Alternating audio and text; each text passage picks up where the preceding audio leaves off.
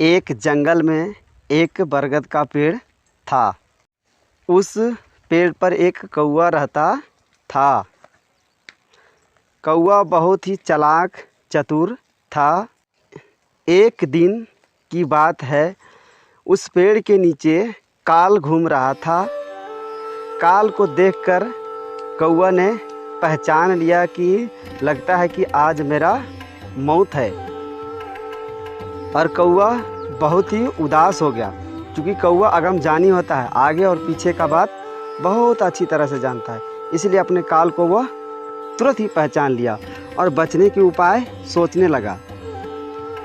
काल कुछ समय के लिए वहाँ से वापस जाता है। उसी बीच पक्षियों के राजा गरुड़ महाराज वहाँ पधारते हैं।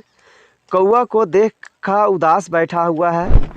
कौवा से पूछा, गरुड़ महाराज क्या हुआ भाई, आज तुम बहुत उदास दिखाई दे रहे हो। कौवा बोलता है, महाराज आज मेरा मौत है, क्योंकि आज मेरे आगे पीछे काल घूम रहा था।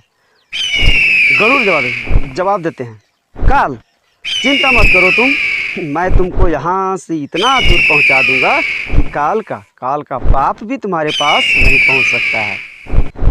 कौवा बोले, ठीक है महाराज, चलिए हमें पहुँचा दीजिए।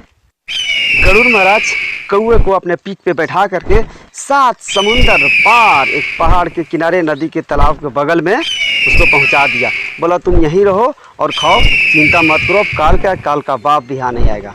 कौवा ने यह देखकर बहुत खुश लगा उसको कि अब मेरे पीछे काल नहीं आ पाएगा। उसी बीच गरुड़ महाराज तुरंत कौवा को पहुँचा करके वापस उसी रास्ते से जा रहा था जहाँ पहले कौवा बैठा था। देखा कि उस पेड़ के नीचे सच में काल घूम रहा था। काल को देख करके गरुड़ महाराज नीचे उतरते हैं और काल से पूछते हैं, क्या ढूंढ रहे हो भाई।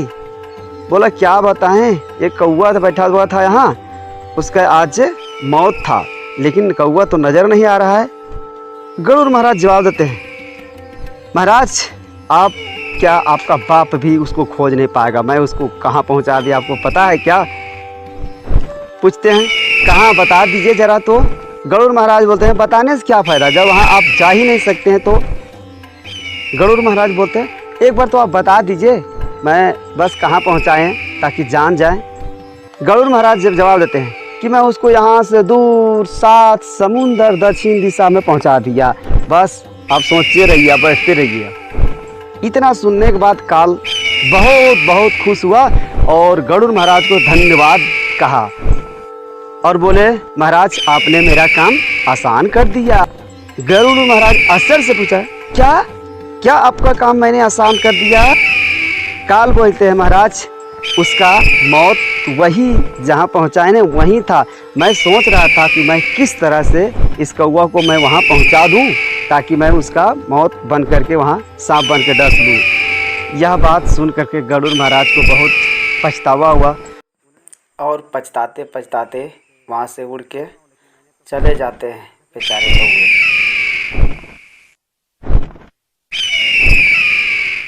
फिर काल यहाँ से उड़ के चला जाता है जहाँ कौवा 7 समुद्र के पास बैठा हुआ था।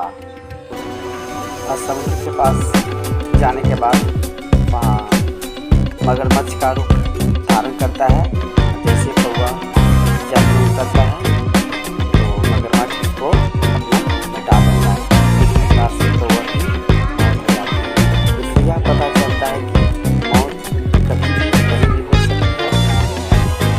इसलिए हमें किसी पे आरोप लगाना चाहिए। होके रहेगा, कोई बात नहीं।